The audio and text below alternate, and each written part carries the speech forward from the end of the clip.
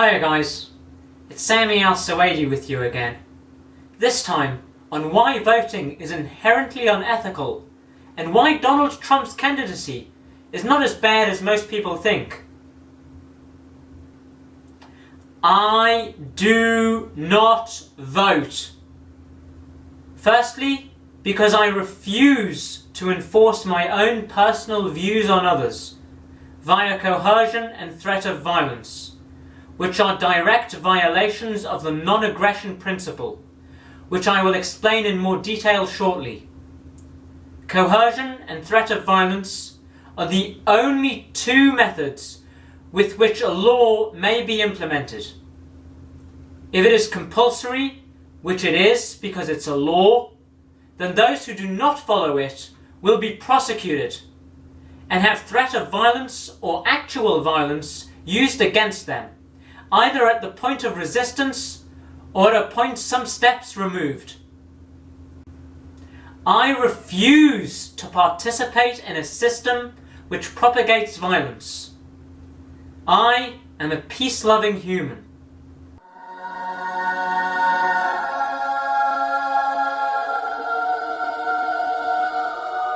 Voting is a clear violation of the non-aggression principle, or NAP. This means that it is inherently immoral and unethical to initiate violence on another human being.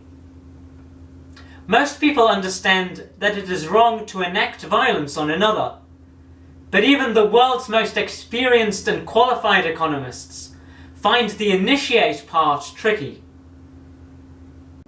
The second reason that I don't vote is because I do not consent to be governed. By participating in this system, you are giving consent to the elected officials appointed by the majority, not necessarily the group for which you voted, to infringe on your rights. The third reason I don't vote is because I reserve the right to kvetch about any political and economic surus. When you vote, you lose the right to complain about your elected official. If the party for whom you voted wins, you lose the right to complain because you were one of the majority who voted for them.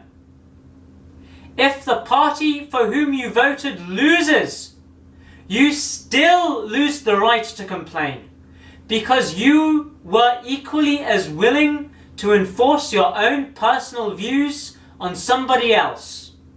Those are the three reasons why voting is one of the most unethical and immoral things in which one can partake.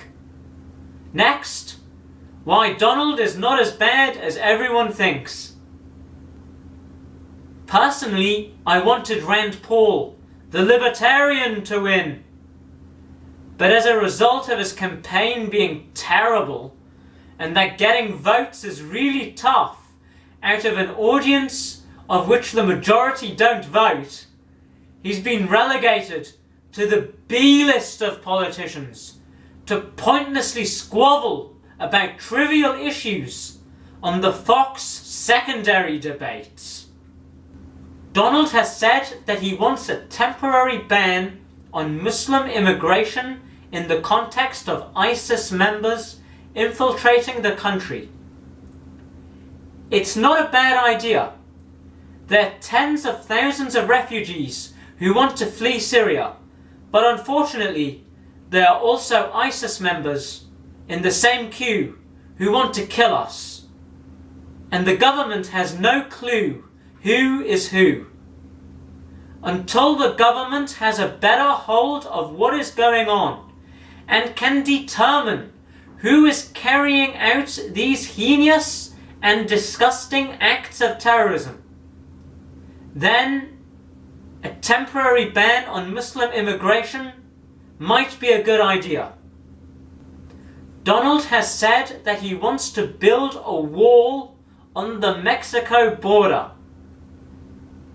As crazy as it sounds, that's also not a bad idea.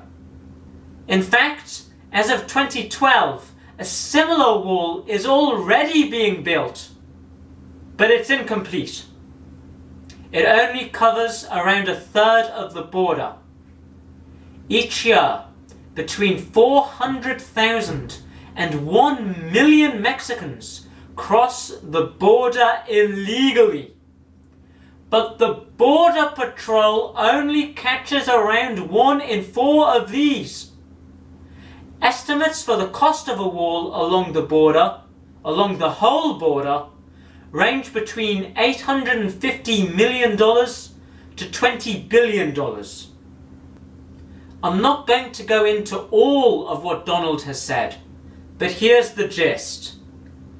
The media constantly misrepresent his words and completely throw them out of context. People are not interested in doing their own research, so they propagate whatever the media tells them. And the media is not aiming to tell the truth. It only wants to sell a story. Donald is a strong guy who isn't politically correct and says it as it is. His policies are well crafted enough to be viable solutions, effectively addressing the problems which they seek to resolve, but only within their own framework. Let me be absolutely explicit. I do not support Donald for the presidency. I am a libertarian. But I secretly hope that either him or Ted or Dr. Ben can navigate the choppy waters of the trilateral seas of US government, economy, and the policies that affect them. That's me on voting and the upcoming US elections. Thanks for watching. If you like this video, give it a like. If you liked this video a lot, subscribe to my channel. Don't forget to follow me on Facebook and ResearchGate as well. If you have any feedback or suggestions, please put it in the comments section below. Thanks again, and take care.